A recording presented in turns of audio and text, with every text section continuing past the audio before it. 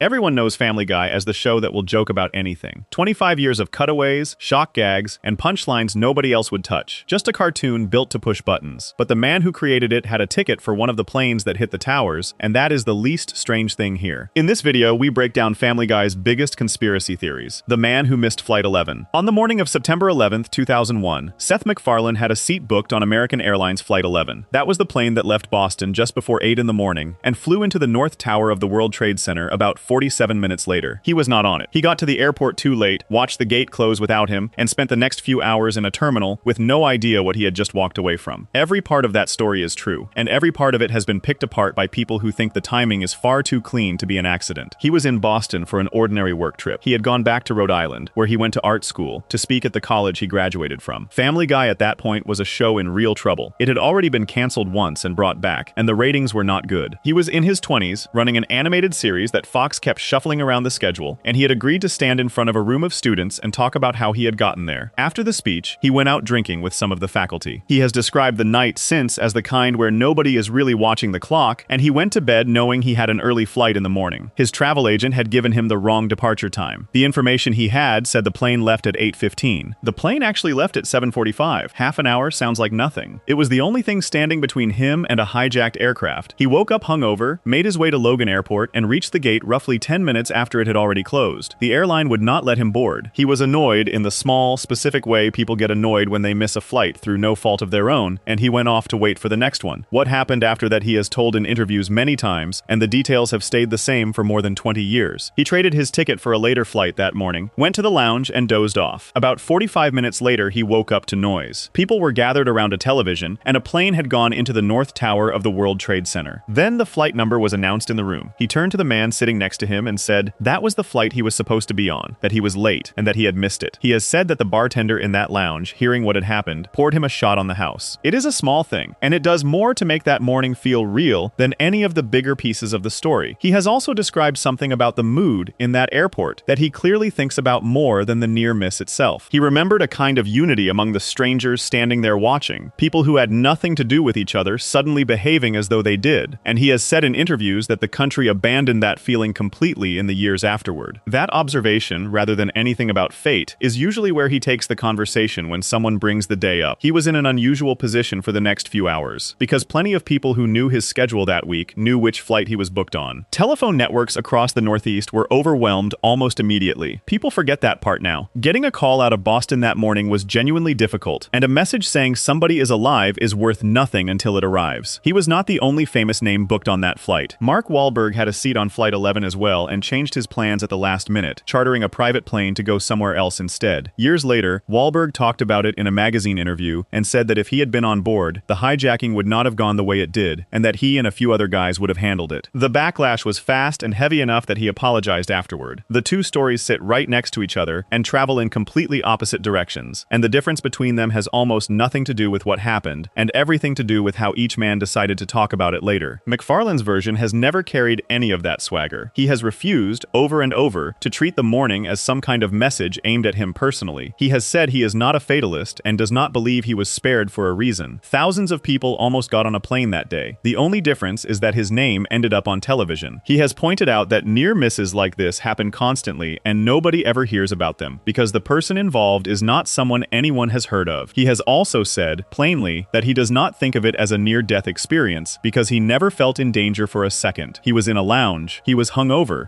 He found out at the same moment everybody else did. That refusal to make it mean something is exactly what a certain kind of internet post cannot accept. Over the years, the story has been dragged into forums and comment sections and rebuilt into something tidier. The versions vary. Some claim the wrong departure time was not a mistake at all. Some claim he was warned. Some connect it backward to jokes the show made years later and build a case out of that. There are uglier versions too, the kind that decide a person surviving something must have been let in on it, and those versions tend to arrive with an ethnic theory attached, because they always do. None of these rest on anything except the feeling that the coincidence is too tidy to be nothing. What the coincidence actually rests on is a travel agent writing down the wrong number and a man drinking too much the night before an early flight. Plenty of other people miss that plane. Roughly 80 or 90 people miss a given commercial flight on a busy morning at a major airport. September 11th was no different in that respect. Flight 11 had empty seats, and other people held tickets they never used, and almost none of those names are known to anybody. What separates MacFarlane is that he became famous famous afterward, which means his version of an ordinary airport failure got retold on television for 20 years while everyone else's stayed private. The same thing drives nearly every story here. A coincidence involving a person nobody has heard of stays a coincidence. The identical coincidence involving somebody with a hit show becomes a case file. Nothing about the event changes. Only the size of the audience changes, and a large enough audience will always contain someone willing to build a theory. The show itself has a stranger relationship with that day than its creator does, and this is usually where the theories pick up speed. Family Guy has touched September 11th on screen more than once. Some of it quietly buried, some of it very loud, and those moments get lined up as though they were all part of one plan. The first one happened before the attacks. In the Season 2 episode Road to Rhode Island, which aired in 2000, there is a gag set at an airport involving Osama bin Laden. After September 2001, that gag was removed. It came out of the version that aired in reruns, and it was cut from the first volume DVD release of the show. It survives on a later collection, which is why some fans have seen it and others swear it never existed, and why arguments about it still turn up online. It did exist. It was a joke about airport screening and a man who, in 2000, was not a household name in America. The second one was a scheduling decision. The episode A Fish Out of Water was set to air on September 12, 2001. It did not. Fox pushed it a week to September 19th, which made it the first new Family Guy episode to reach the air after the attacks. The episode has nothing to do with terrorism or airplanes. It is about Peter buying a fishing boat and destroying his own finances with it. It got moved because nobody at the network wanted to put a comedy on the air the day after. The third one is the piece that keeps getting passed around as evidence of something bigger. In the Season 6 episode Back to the Woods, which aired in February 2008, there is a gag built around a fake product called September 11th, 2000 Fun. It is a bad pun, and it was written to be a bad pun. It is also 7 years after the fact, which means it cannot be a prediction of anything. When it gets shared, the air date almost never travels with it, and once the date is missing, a joke made in 2008 starts to look like a joke made in advance. That same trick shows up in nearly every Family Guy conspiracy going, and it works for one reason. Almost nobody stops to check when the episode aired. The fourth one is the show taking the subject on directly. In the Season 10 episode Back to the Pilot, Brian and Stewie travel back in time to the day the very first episode was set, and Brian decides to use the trip to warn the government about the attacks. It works. The attacks are prevented. Then the two of them return to the present and find an America that has collapsed into a second civil war, and they have to go back and undo their own fix to put the world right again. The episode aired in November 2011, 10 years after, and it is the closest the show has ever come to admitting out loud that it has been circling this subject for its entire run. The episode argues something bleak. Brian does the thing everyone in the audience would want to do, and the result is worse than what really happened. The show could have played the prevention as a triumph and let the credits roll. Instead, pulling the thread produces a country tearing itself apart. That is a bleak place for a comedy to land on its own wish fulfillment fantasy. Put those four things beside a creator who was booked on the actual plane, and it becomes easy to see why the story refuses to stay small. The pieces look connected. They are not. A cut gag from 2000, a delayed episode from 2001, a tasteless pun from 2008, and a time travel plot from 2011 are four separate decisions made by different people across 11 years. The only real thread running through them is that the show has never managed to leave the subject alone, which is true of almost every American comedy that lived through that decade and kept going afterward. The difference is that most of those comedies were not run by somebody holding a ticket for Flight 11. That one fact turns an ordinary pattern into evidence, and it is why this story opens the list instead of sitting somewhere in the middle of it, none of which stops the question coming. 25 years on, interviewers still bring it up, usually near the end, usually in the same slightly lowered voice people use when they think they are asking something delicate. He has heard it hundreds of times. McFarlane still gets asked about the flight. He still answers it the same way every time. He had the wrong time, he was late, he missed it, and everything else is something other people built on top of a fairly boring set of facts. Before we move on, if you're enjoying this analysis, please consider subscribing. It helps the channel tremendously. Missing a flight is something a person can actually check. A departure time either says one thing or it says another, and the paperwork settles it. The next story does not work that way at all, because the thing that went around the internet had been cut apart and stitched back together before anybody saw it. By the time the truth came out, millions of people had already decided what they watched. Section 2. The clip that was never real. At about 10 minutes before 3 in the afternoon on April 15, 2013, two homemade pressure cooker bombs went off near the finish line of the Boston Marathon. They detonated 14 seconds apart, roughly 200 yards from each other. 3 people were killed, hundreds were injured, and 17 of them lost limbs. Within about a day, a video started spreading online that appeared to show Family Guy predicting the whole thing, and for a stretch of that week, it was one of the most watched things on the internet. The video was fabricated. Somebody sat down with editing software, took 2 unrelated scenes from the same episode, and glued them together into something that had never aired anywhere in that form. The episode at the center of it is called Turban Cowboy. It is the 15th episode of season 11 and the 203rd episode of the series overall, and it first aired on March 17, 2013, which is about 4 weeks before the bombing. It was written by Artie Johan and Sean Reese, and directed by Joe Vogt. The plot has Peter taking up skydiving, injuring himself badly, and then falling into a friendship with a man named Mahmoud, voiced by Omid Abtahi. Peter is so oblivious that he does not notice he has been quietly recruited into a terrorist cell until he is standing in the middle of one, which is the joke the whole episode is built on. Two separate scenes matter here, and they sit far apart in the episode. The first is a cutaway gag, the kind of quick, unrelated joke the show fires off dozens of times an hour. In it, Peter mentions winning the Boston Marathon, and the flashback shows him driving a car along the marathon route and mowing down runners who get in his way.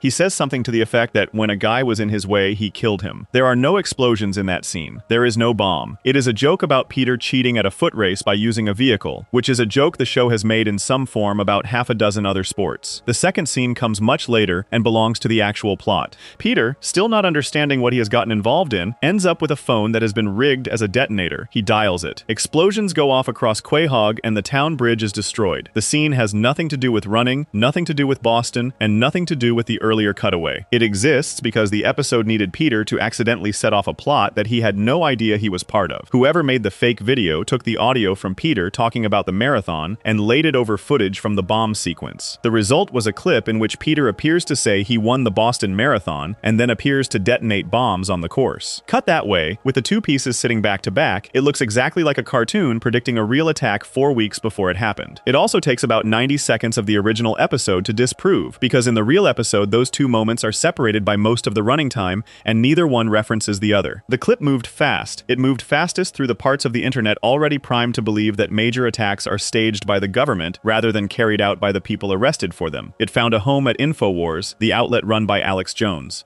Jones suggested a connection publicly. His writer Paul Joseph Watson pushed the clip as evidence that the bombing had been signaled in advance. The framing was that the entertainment industry gets told what is coming and puts it on screen beforehand, either as a warning or as a taunt. That claim has been made about a great many shows and a great many events, and it survives on the same fuel every time. A coincidence feels heavier than an explanation. An explanation requires knowing that a show produces 20 disconnected jokes an episode across 400 episodes. A coincidence requires nothing except watching a video somebody sent. McFarlane responded publicly the next day, on April 16th. He posted that the edited clip going around was abhorrent, that what happened in Boston was a crime and a tragedy, and that his thoughts were with the victims. It was short and blunt, and it made no attempt to argue with the theory itself, because there was nothing inside the theory to argue with. There was only a video that had been assembled. Something else was going on underneath all of this. The clip spread fastest in the first 12 hours, before anybody had time to check anything, and that is normally when a hoax dies. Somebody watches the episode, says it is fake, and the thing collapses. This one did not collapse, because checking it required owning the episode or finding it on a streaming service, and in April of 2013 that was a real errand. Most people who saw the clip had no practical way to test it. They had a video and a feeling. Fox moved at the same time. The network pulled Turban Cowboy from its own website and from Hulu, said it had no immediate plans to broadcast the episode again, and worked directly with YouTube to get the spliced clip taken down. YouTube removed it for violating platform policy. All of this happened inside about 48 hours, which is unusually fast for a broadcaster, and it tells you how seriously Fox took the possibility of that video being attached to their logo for the next month. What happened next is the part that shows how these things actually work. Watson did not accept the correction. Instead, he wrote that people were now calling the whole thing an abhorrent hoax merely because two scenes from the same episode had been spliced together. Read carefully. That sentence contains the entire admission. The two scenes were from the same episode and they had been spliced together, which is precisely what makes it a hoax. But by rewriting the objection as a technicality, the story got to keep running. That move, where the disproof gets folded into the theory as further evidence, is the single most reliable feature of internet conspiracy talk. Nothing gets discarded. Things only get reinterpreted. A writer named Scott Meslow published a piece at The Week on April 17th laying the whole thing out plainly. He pointed out that the marathon cutaway contains no explosion of any kind, that the bombing scene has no connection to the marathon, and that the only reason the two appear related is that somebody put them next to each other. The piece went up 2 days after the attack. By then, the fake clip had already been seen by an enormous number of people, and a fact check published 2 days later reaches a fraction of the audience that a shocking video reaches in its first hour. The Family Guy episode was not the only casualty at the network that week. Fox also pulled a rerun of New Girl that included a scene referencing a suspicious duffel bag, because a bag was the delivery method used in the actual attack. That decision had nothing to do with any conspiracy theory. It was a network reading the room and deciding that a joke about an abandoned bag was not something anyone needed to see that particular week. Turban Cowboy did not come back quickly. Fox pulled it from its own website, from Hulu, and from Amazon, and it stayed gone. It did not return to Hulu until September of 2022, more than 9 years later, which makes it one of the longest removals in the show's history. That gap is far too long to be explained by a news cycle, and the reason is that the marathon cutaway was never the only problem with the episode. The plot itself involves Peter being befriended and recruited by a Muslim terrorist, and the story ends by confirming that the two neighbors who were suspicious of him on site had been right all along. That was contentious before the bombing. After the bombing, when the men responsible turned out to be Muslim, an episode built on that structure became something Fox had no appetite to defend, and the fake clip gave them a reason to shelve the whole thing without having to say so. The conspiracy theory was nonsense. The removal was real, and it was not entirely about the conspiracy theory. The hoax worked as well as it did for a reason that has nothing to do with Boston. Family Guy generates an unbelievable volume of small, unrelated scenes. A single half-hour episode might contain 15 or 20 cutaways, each one a self-contained joke with its own setting and its own subject, none of them connected to the plot around them. Over hundreds of episodes that adds up to thousands of tiny disconnected moments about crime, disasters, celebrities, cities, sports, and death. An enormous library, sitting there waiting for somebody with editing software and a theory. Almost any real-world event can be matched to something in that library, and when the match is not close enough, the pieces can be moved until it is. That is not unique to this show. It is that this show produces more usable pieces than almost anything else on television. Every cutaway is a clip that already looks like it has been ripped out of context, because it was written to sit outside the context in the first place. When somebody takes a real cutaway and drops it somewhere it does not belong, the seam does not show, because the seams never show in Family Guy. The format is built out of jumps. A viewer's eye has been trained across hundreds of episodes to accept an abrupt cut to an unrelated scene as normal, which means the one thing that would normally expose an edit has been disabled in advance by the show's own style. Compare that to almost any live-action drama. Splicing two scenes from a serious hour-long show produces something that looks obviously wrong within about 2 seconds. The lighting shifts, the camera language changes, the actors are standing differently, and the audience notices immediately because that show has taught them to expect continuity. Family Guy teaches the opposite. It teaches its audience that nothing has to follow from anything. That is the actual reason this particular hoax found this particular show rather than some other one. It was not chosen because the marathon gag existed. It was chosen because Family Guy is the easiest program on American television to fake, and the person who made the clip almost certainly knew that. What Turban Cowboy left behind is a strange kind of legacy. The episode itself is not particularly well remembered. It was reviewed at the time as an ordinary entry in a season nobody thinks about much. What survives is the fake clip and the argument about it, which has now outlived the episode by more than a decade. Search for the episode today, and a large share of what comes back is not about the show at all. It is about the video that was made out of it 4 weeks later by a person nobody has ever identified. McFarlane never had a chance to prevent any of it, because the thing that spread was not something his show made. It was something made out of his show, which is a different problem entirely, and one that no writer's room can plan around. He wrote a joke about Peter cheating at a marathon in a car. Somebody else built a prophecy out of it. Before we move on, if you're enjoying this analysis, please consider subscribing. It helps the channel tremendously. The Boston clip fell apart the moment anyone watched the actual episode, which is why it stopped being a serious claim within a week. Some of the other predictions did not fall apart. A few of them turned out to be real scenes, aired years before the events they seem to describe, with nothing edited and nothing faked, and those are much harder to explain away. Section 3. The Cartoon Ouija Board. In October of 2017, the news outlet BuzzFeed published an account by an actor named Anthony Rapp, who said Kevin Spacey had made a sexual advance toward him when Rapp was 14 years old. Within hours, somebody on social media dug up a 12-year-old clip from Family Guy, and within a day or two, it was everywhere. In the clip, Stewie is running naked through a shopping mall screaming for help and shouting that he has escaped from Kevin Spacey's basement. The scene comes from an episode called Don't Make Me Over, the 4th episode of Season 4, which aired on June 6, 2005. In context, Stewie is not making an accusation about anybody. Brian has bet him that he will not run naked through the mall, and Stewie takes the dare, and the line is what he yells while doing it. It lasts about 4 seconds. By the end of that week, it had been shared millions of times as proof that Family Guy had known something 12 years early. One claim about that scene gets repeated everywhere, and it is thinner than it looks. The claim is that the line originally named Roman Polanski, and that the name was swapped to Spacey in post-production after the episode was largely finished. Polanski is the director who fled the United States in the late 1970s after pleading guilty in a case involving a 13-year-old girl. That version appears on reference pages and gets quoted in videos as established fact. It has never been confirmed by anyone who worked on the episode, and the people who track this material have repeatedly flagged it as lacking a source. There is a second explanation. It is older, better supported, and much less exciting, and it changes what the gag was ever about. In 2005, Kevin Spacey was the subject of persistent recent tabloid speculation about his private life and his sexuality. He had been in the papers about it. The joke, under that reading, is a crude reference to gossip that was already in circulation, and it has nothing to do with abuse or with minors at all. The reason it landed so hard in 2017 is that the actual allegation, when it arrived, involved a 14-year-old boy, which retroactively gave a lazy tabloid joke a meaning it did not have when it was written. Both explanations point away from prophecy. Either a writer's room swapped one Hollywood name for another at the last minute, or a writer's room made a joke about gossip that was already public. Neither one is a vision of the future. In both cases, something already existed and the show pointed at it. The second half of this one is more tangled, and almost everybody gets it wrong. There is a widely repeated claim that Family Guy also predicted Harvey Weinstein. It did not. There is no Family Guy episode containing a Weinstein prediction. The moment people are actually thinking of happened on a completely different stage in 2013 when MacFarlane hosted the Academy Awards. He was on stage with Emma Stone, reading out the nominees for Best Supporting Actress, and after the fifth name, he told the nominees that congratulations were in order because they no longer had to pretend to be attracted to Harvey Weinstein. That line got a big, uncomfortable laugh in the room. In 2013, it read as a mean joke about a powerful producer with a bad reputation. In 2017, it read as something else, and the video of it went around alongside the Stewie clip as though the two came from the same source. They do not. One is a cartoon from 2005, and the other is a live awards show from 2013, and the only thing connecting them is the man who was involved in both. MacFarlane eventually explained where that line came from, and his answer matters more than anything else in this story. He said the joke came out of something a friend had told him. The actress Jessica Barth, who had worked with him, had described an encounter with Weinstein to MacFarlane directly. He said that when he wrote that line, he was not really making a joke at all.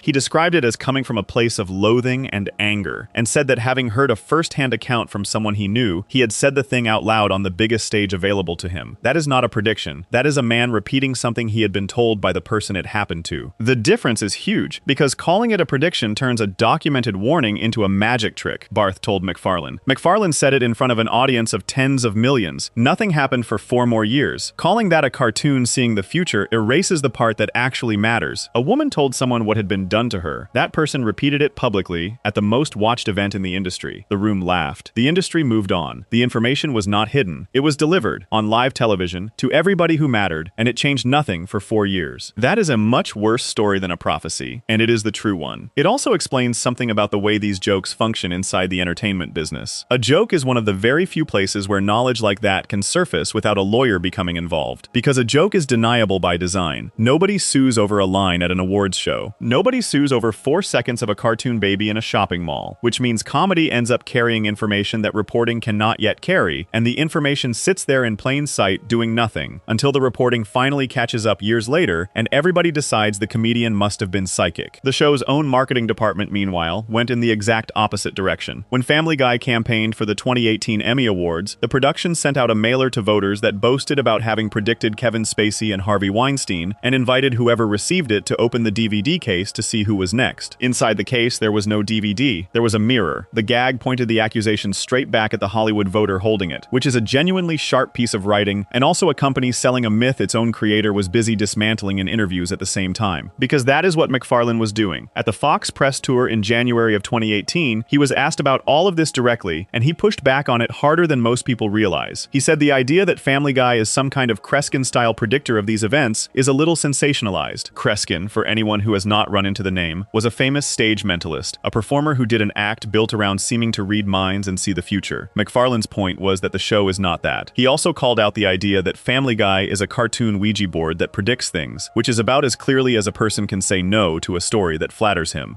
He went further on the Spacey question specifically. He said the rumor behind that joke was one he personally had not heard at the time, but that other writers in the room had heard it. That is a small, honest, unglamorous answer. Somebody at the table knew a piece of industry gossip and turned it into a 4-second gag, which is the actual job description of a writer's room on a topical comedy. Alex Sulkin, one of the show's longtime showrunners, gave the shortest and most useful version of the whole thing when he was asked about the predictions. He said a stopped watch is right twice a day. That is the mechanism in 9 words. Family Guy has produced hundreds of episodes containing thousands of throwaway jokes about famous people, disasters, crimes, and the general awfulness of the entertainment business. A machine that generates that much material about that many subjects is going to hit something eventually. It is going to hit a lot of things eventually. Nobody keeps a list of the thousands of jokes that pointed at nothing. Rich Appel, the other showrunner, made a related point using a rival show. He noted that The Simpsons had joked about Disney buying Fox years before Disney actually bought Fox, and that when the deal finally happened, everybody called it a prediction. It was not a prediction. It was a joke about the most obvious obvious possible business move in the industry, made by writers who worked in that industry and could see which way things were leaning. The people making these jokes are inside the building. They hear things, they notice things, then those things get printed years later, as though they arrived by vision. One more example gets pulled into this cluster, and this one has no easy explanation at all. In a season 5 episode called Meet the Quagmires, which aired in 2007, Death shows up and rattles off a list of people that Dick Cheney has killed. One of the names on that list is Antonin Scalia, the Supreme Court Justice, who was very much alive in 2007 and who died in 2016. There is no rumor behind that one, no industry gossip, no substituted name. It is a joke about Cheney's reputation that happened to include a real person who later died. That is coincidence, and coincidence is allowed to exist without anybody needing to build a theory on top of it. There is one more piece of evidence that almost never gets mentioned, and it is the piece that settles the question. Years after the allegations became public, Family Guy did an episode containing a parody of a superhero team called The Offenders, made up of disgraced entertainment figures. Spacey is in it, so is Polanski, so are Bill Cosby and Harvey Weinstein. That gag is what an intentional joke about these men actually looks like when the show is making one. It names them, it groups them, and it tells the audience exactly what it thinks. Compare that to a 4-second line yelled by a naked baby in 2005, and the difference is obvious. One is a comment, the other is a stray reference that got promoted to a comment by 12 years of hindsight. Then there is the timing. The Spacey clip did not go viral because someone rewatched season 4 and made a connection. It went viral within hours of the BuzzFeed story, which means somebody already knew that line existed and went straight to it. That is not a discovery. That is a person who had that joke filed away, waiting for the news to catch up, which is roughly what a large portion of this show's audience has been doing for 25 years. What this whole cluster reveals is that the show is not seeing the future. It is reporting the present, badly and rudely, and then the present takes another decade to become public. The Spacey rumor was circulating in a writer's room in 2005. The Weinstein account came from a woman who told a friend in or before 2013. Both of those things were known by somebody long before they were known by everybody. A joke is one of the few places where knowledge like that can surface without a lawyer getting involved, because a joke is deniable. Nobody sues over 4 seconds of a cartoon baby. McFarlane has never claimed to have known anything. He has consistently said the opposite, that he did not hear the Spacey rumor himself, and that the Weinstein line came from a friend rather than from insight. The myth persists anyway, partly because the show's own Emmy campaign fed it, and mostly because there is no version of the truth here that is as satisfying as the version where a cartoon can see through walls.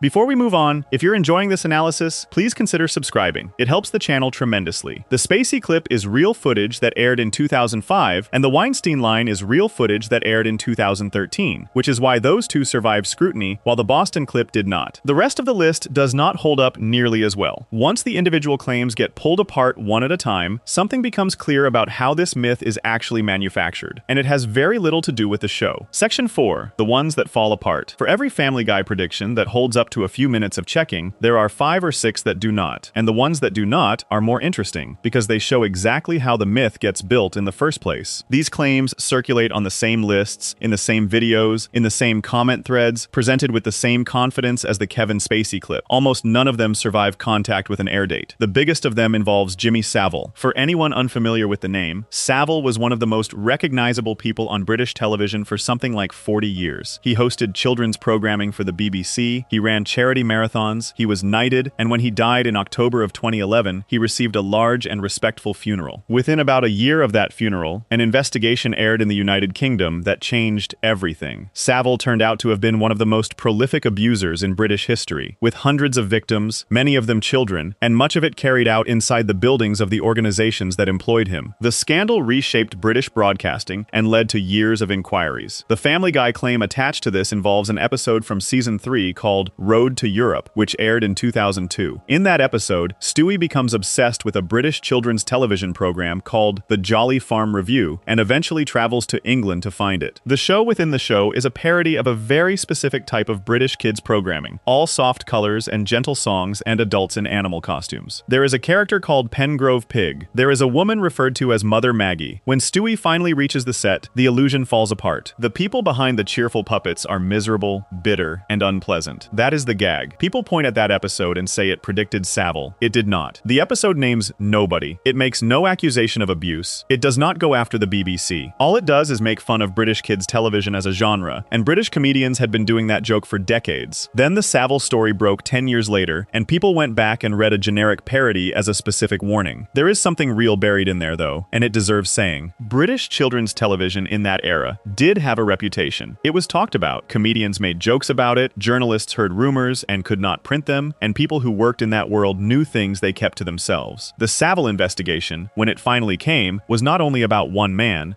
it was about how many people had heard something and how little any of them had done, and the inquiries that followed spent years on exactly that question. So when a writer's room in Los Angeles wrote a sketch in 2002 about the miserable reality behind a chirpy British kids show, they were not inventing a suspicion out of nothing. They were picking up something already floating in the air on the other side of the Atlantic, the same way the Spacey joke picked up something floating around Hollywood. That is not prediction. It is a rumor turning into a gag years before it turns into a headline. Every claim that holds up at all works exactly that way. There is an uglier way to read that. If a cartoon in another country could make that joke in 2002, the information was not hidden, it was just not actionable. Nobody goes to prison because a comedy show implied something. The Trump claim is weaker, and weak in a way that is almost funny. There is an episode called Trump Guy, which is the 10th episode of season 17, and aired on January 13th, 2019. In it, Peter goes to work as an intern in the Trump White House. People share clips from this episode as evidence the show predicted the Trump presidency. Trump had been president for 2 years when the episode aired. The episode does not predict a presidency. It makes fun of one that was already 2 years old. Topical shows do that every week of the year. That episode did produce a genuine controversy, just not the one people think. Buried inside it is a line where Peter, defending the show against criticism, says that in fairness, Family Guy has been trying to phase out the gay jokes. One line. It lands inside an argument between two cartoon characters, and it was written as a joke about the show's own reputation for exactly that kind of humor. Within a day, it was an international news story. Headlines went up across the United States and the United Kingdom, announcing that Family Guy was ending its gay jokes, and outlets covered it as though a network had issued a policy. The BBC ran a piece on it. Commentators argued about whether the show was caving to pressure, whether it was too late, and whether a comedy that had built 2 decades of material on a particular kind of joke could survive giving it up. Almost none of that coverage acknowledged that the source was a single line of dialogue spoken by a fictional man to another fictional man during a fight. The show had to respond, which is a strange sentence to write about a cutaway. The position taken afterward was that the moment had been pulled out of context and widely misunderstood, and that no announcement had ever been intended. Then, in October of 2019, the show handled it on screen. In an episode called Disney's The Reboot, the earlier line was walked back directly, with the show making clear it had been misread and that no policy had existed in the first place. A joke created a news story, the news story required a correction, and the correction had to be delivered as another joke on the same show that caused the problem. That sequence is a fairly complete picture of what it is like to run this particular series. It is also a small demonstration of the exact process behind every prediction claim going. Something on screen gets lifted out of its context, given a meaning it was not built to carry, and repeated until the repetition becomes the record. Then there is the pandemic claim. Plenty of lists and videos claim Family Guy predicted the coronavirus pandemic, usually with a screenshot attached. There is no episode behind it. There is no air date, no episode title, no scene anybody can point to when asked. The claim exists as an image and a caption, and nothing underneath. It belongs here precisely because it shows the end state of this whole genre, where a claim no longer needs a source at all. At a certain point, the reputation does the work. Family Guy predicts things, therefore Family Guy predicted this, therefore somebody will make an image saying so. A few smaller ones round out the pile. There are claims involving the director Brett Ratner, based on a parody scene from around 2012. There are claims about Barry Manilow. There is a claim involving a comic book character being gay years before the publisher confirmed it. Each of these traces back to the same handful of ranking videos and listicle articles rather than to any reporting, and each requires reading a specific meaning into a scene that does not obviously carry one. The Ratner example is worth a moment because it shows the technique clearly. The scene in question is a parody of an action film, and the claim rests on the idea that the show chose him for that parody because it knew something. Ratner was one of the most prominent action directors working at the time. Putting him in an action movie parody requires no special knowledge whatsoever. It requires knowing who directs action movies. That information is printed on the posters. The rest of the pile behaves identically. Somebody finds a scene, somebody attaches a name, and nobody involved goes back to look at when the thing aired. Nearly all of them fall apart the same way once somebody checks. A famous person appears in a joke about the thing that person is famous for, and years later something bad comes out about them, and the joke gets recovered and reclassified. The show did not select these names out of a hat. It selected the most recognizable person in whatever category the joke needed, which means it was always drawing from the pool of people already powerful enough to be worth mentioning. Powerful people in that industry turned out to have a lot to answer for. A show that only ever makes jokes about powerful people will look prophetic in retrospect without ever having known a single thing. That points at the actual engine behind all of this, which is not the show and not the internet in general, but a very specific kind of content business. Lists of predictions perform extremely extremely well. They are cheap to make, they require no reporting, and they generate arguments underneath them, which platforms reward with more distribution. Once one list exists, the next list copies it, and the third copies the second. Errors get baked in early and then repeat forever, because nobody in that chain is going back to the original episode. The Weinstein claim is the clearest example of all. That was never a Family Guy episode. It was an Oscars monologue delivered on a different network in a different medium 4 years earlier. But it appeared on an early prediction list as a Family Guy prediction, and it has appeared on nearly every list since, because the lists are copying each other rather than checking anything. There is a second reason these lists keep growing, and it is that a prediction claim is almost impossible to lose an argument about. If somebody points out that the episode aired after the event, the claim can shift to a different episode. If somebody points out that the scene names nobody, the claim can shift to it being coded. If somebody produces the actual footage, the claim can shift to the footage having been altered. The format has no failure condition, which means every debunk simply produces a slightly modified version of the same claim, and the modified version goes into the next list. The way to break any of these open is almost always identical, and it takes about 2 minutes. Find the episode title.